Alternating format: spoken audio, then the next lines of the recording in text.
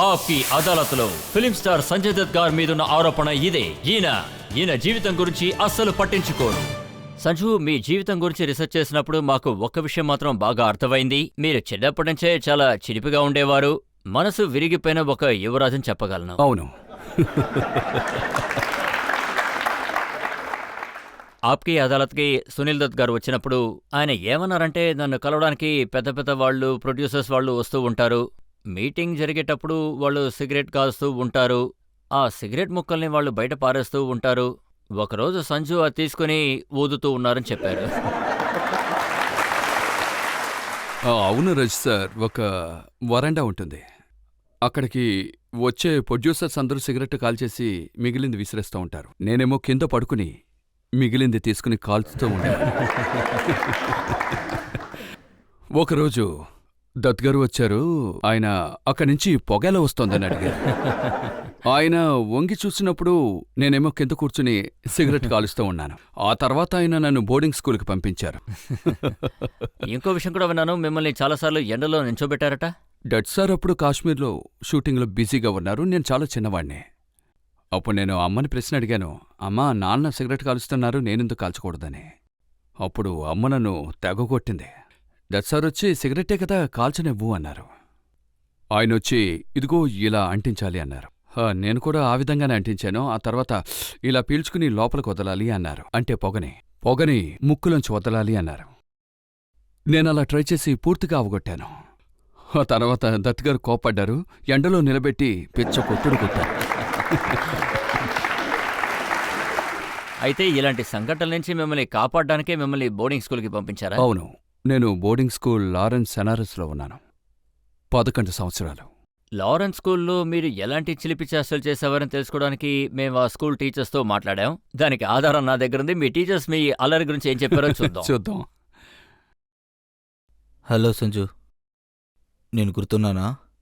నేను నీ జూనియర్ డామెంటరీ యొక్క హౌస్ మాస్టర్ని, శివలిక్ హౌస్. చిన్న వయసులో నేను చెప్పిన నీకు గుర్తున్నాయా, మర్చిపోయావా? ప్రత్యేకంగా ఆ మొక్కజొన్నల గురించి. మొక్కజొన్నల రైడ్, పొలిటియో ఫామ్ రైడ్, ఇంకా పొలిటరీ ఫామ్ రైడ్ తర్వాత నీకు పనిష్మెంట్ ఇవ్వడం జరిగింది. అయితే మిమ్మల్ని బోర్డింగ్ స్కూల్కి పంపనా మీరు మారలేదు?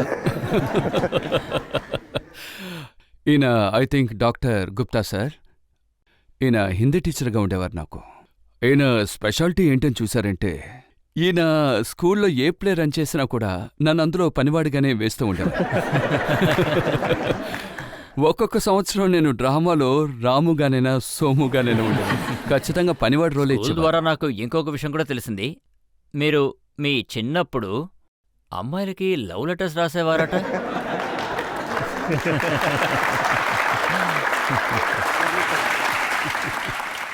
అది కూడా నిజమే. నేను లెటర్స్ 15 మందికి రాసేవాడిని. అందులో ఒక్కరైనా దొరక్కపోరా. ఆ చిలిపి ప్రేమ ఇప్పుడు కూడా మీలో ఉందా? రజత్ సార్, ఇప్పుడు వయసు అయిపోయింది. రొమాంటిక్ అంతా బాగా తగ్గిపోయింది. కానీ ఇండస్ట్రీకి సంబంధించి నేను మీ గురించి విన్నదేంటంటే, మీకు మిగతా వాళ్ళతో సెట్ అవుతుందో లేదో కానీ మీ అందరి హీరోయిన్స్తో మాత్రం మీకు సెట్ అవుతుంది. చాలా కరెక్ట్గా చెప్పారు రజత్ సార్. ఇండస్ట్రీలో ఎవరు నీ ఫేవరెట్ హీరోయిన్ అంటే నేను అందరి పేర్లు చెప్తాను. ఫేవరెట్ అంటూ ఎవరూ లేరు, ఆల్ ఆర్ ఫేవరెట్. ఎందుకంటే మీరు ఒకరి పేరు చెప్తే మిగతా వాళ్ళందరూ బాధపడతారు. అది కూడా నిజమేననుకోండి. దత్ సార్ గురించి మనం మాట్లాడుకున్నాం. అలాగే నర్గీస్ మేడం గారి గురించి. ప్రపంచవ్యాప్తంగా ఆవిడ్ని అందరూ ఇష్టపడ్డారు. దత్ సార్ గురించి ఎంతైనా మాట్లాడుకోవచ్చు, ఎందుకంటే ఆయన అందరూ అంతగా ఇష్టపడ్డారు. మీరు త్వరగానే యాక్టర్ అవ్వాలని దత్ గారు కోరుకోలేదా? అదేంటో నిజమేననుకోండి రజత్ సార్. ఆయనకి ఇందులో ఇష్టం లేదు. ఆయన ఏమనుకున్నారంటే, నేను బాగా చదువుకోవాలి, కాలేజ్ కంప్లీట్ చెయ్యాలి, యాక్టర్ అవడం చాలా ఈజీ అయిన విషయం, ఎవరు కాలేజీకి వెళ్ళి పరీక్షలు రాస్తారు, సో నేను నాన్న దగ్గరికి వెళ్ళి యాక్టర్ అవ్వాలి అన్నాను. అందుకు ఆయన ఏమన్నారంటే, అది నీకు చాలా ఈజీ అని అనిపిస్తోందా అన్నారు. అప్పుడు నేను, అది అంత ఈజీ కాదు, కానీ చదువే, సర్లే అయితే బయలుదేరరా అన్నారు. ఆ తర్వాతే నాకు తెలిసింది ఒక యాక్టర్ అవడం చాలా కష్టమైన విషయం అని. అప్పుడు ఆయన నాకు 2 సంవత్సరాలు హార్స్ రైడింగ్, కరాతే, స్విమ్మింగ్ ఇలాంటివి బోల్డ్ నేర్పించారు. నాకు చదివే బెటర్ అనిపించారు. మీరు వచ్చిన కొత్తలో యాక్ట్ చేసిన సినిమా పేర్లన్నీ చూశాను. 90స్లో వచ్చిన సినిమా ఖతర్నాక్, అందులో మీరు కిల్లర్ సూరజ్. జహరీలే, అందులో రాఖాన్ అనే ఒక కిల్లర్గా వచ్చారు. క్రోధ్లో మీరు డాన్గా నటించారు. 91లో యోధా వచ్చింది, అందులో మీరు డాన్గా చేశారు. 93లో ఖల్నాయక్, నాయక్ నహీ ఖల్నాయక్ హూ మే, ఆతిష్, వాస్తవ్, హత్యార్, కాంటే, ఈ సినిమాలన్నిట్లోనూ మీరొక గ్యాంగ్స్టర్ లాగానే యాక్ట్ చేశారు.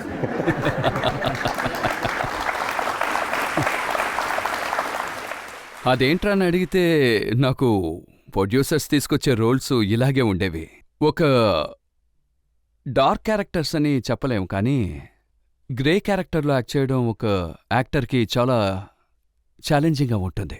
ఒకవేళ నేను న్యూస్ గురించి మాట్లాడితే, అంటే ఒసామా బిన్ లాడెన్ గురించి న్యూస్ వచ్చిందంటే అందరూ చూడటం మొదలెడతారు, అవునా కదా? యునో, యాక్టింగ్లో ఇది నిజంగా ఛాలెంజింగ్ అయిన విషయం, అంత ఈజీ కాదు అలాంటి రోల్ ఒక యాక్ట్ చేయడం. పెద్ద డైరెక్టర్ ఈ విషయం చెప్పారు. సంజయ్ దత్కి గన్స్, పిస్టోల్స్ అంటే చాలా ఇష్టం. ఒకరోజు సెట్కి AK-47 తీసుకొచ్చారని చెప్పారు. వామ్మో!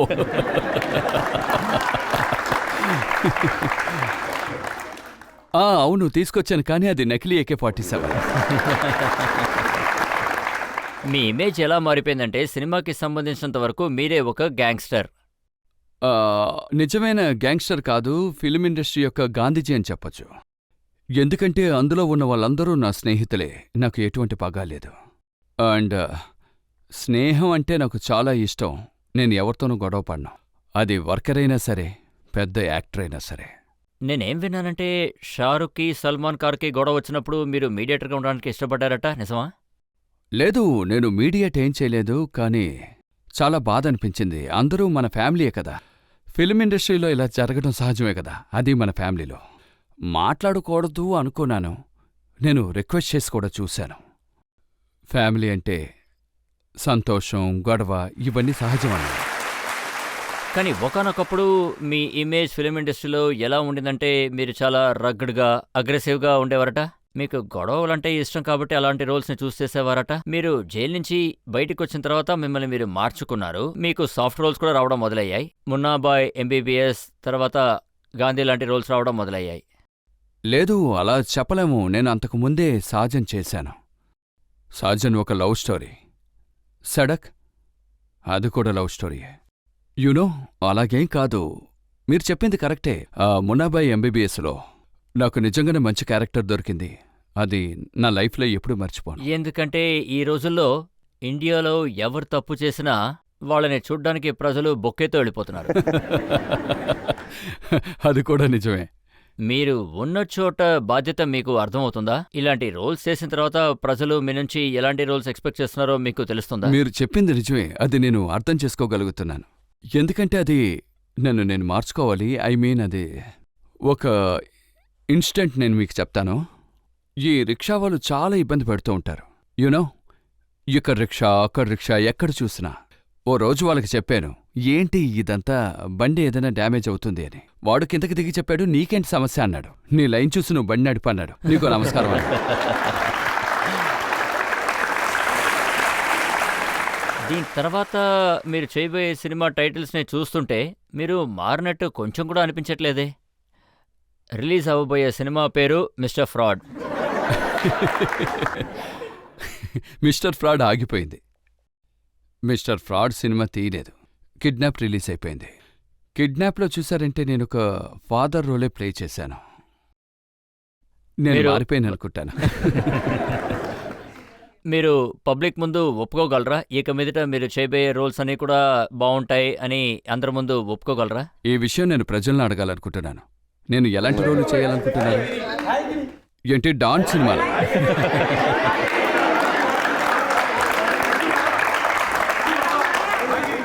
Okay sir. సంజు, నిజానికి ఇది చాలా ఆశ్చర్యకరమైన ఒక విషయం. మీరు జీవితంలో ఎన్నో తప్పులు చేశారు, అది మీరు చాలాసార్లు ఒప్పుకున్నారు కూడా. ప్రజలు మిమ్మల్ని ప్రతిసారి క్షమించారు. ఇది ఎలాంటి మ్యాజికో తెలుసుకోవచ్చా? ప్రజల్ని మీరు ఇంతలా ఇంప్రెస్ చేశారు? నేను చాలా తప్పులు చేశాను. ఒకవేళ భగవంతుడు నాకు ఒక అవకాశం ఇచ్చుండాల్సింది, ప్రజలకి డ్రగ్స్ చాలా తప్పైన విషయం అని చెప్పడానికి. ఈ లాస్ గురించి తెలుసుకోవడం ప్రతి పౌరుడికి ఇదొక ముఖ్యమైన విషయం. నాకు ఆ లాస్ గురించి తెలీదు, ఖచ్చితంగా తెలీదు. సో ఇలాంటి విషయాలన్నీ దేవుడు నా ద్వారా తెలియజేయాలనుకుని ఉంటాడు. ఖచ్చితంగా నా ద్వారా తెలియజేయాలనుకుని ఉంటాడు. కానీ ఫిలిం ఇండస్ట్రీలో మీతో పనిచేసిన వాళ్ళందరూ కూడా ఒకే విషయం చెప్తున్నారు. సంజు చాలా మంచివారు అని అన్నారు. సంజు చాలా మంచివారే, కానీ అప్పుడప్పుడు తప్పులు చేస్తూ ఉంటారు, ఎందుకంటే ఆయన మూర్ఖుడు అని అన్నారు. నా మీదున్న ప్రేమతో వాళ్ళు నన్ను మూర్ఖుడు అని ఉంటారు. అయితే నేను ముందుగా చెప్పినట్టే ప్రతి కుర్రాడు ఎదిగేటప్పుడు చిన్న చిన్న తప్పులు చేస్తూ ఉంటాడు. అది సహజం. మీరు మీ లైఫ్లో చాలా కేర్లెస్గా ఉండిపోయారు. ఈ విషయం మీరు ఒప్పుకుంటున్నారా? ఒప్పుకుంటాను. ఇక నుంచి ఆ కేర్లెస్నెస్ మారుతుందా? నాకు 50 ఏళ్ళొచ్చాయి. ఇప్పుడైనా మారాలి కదా.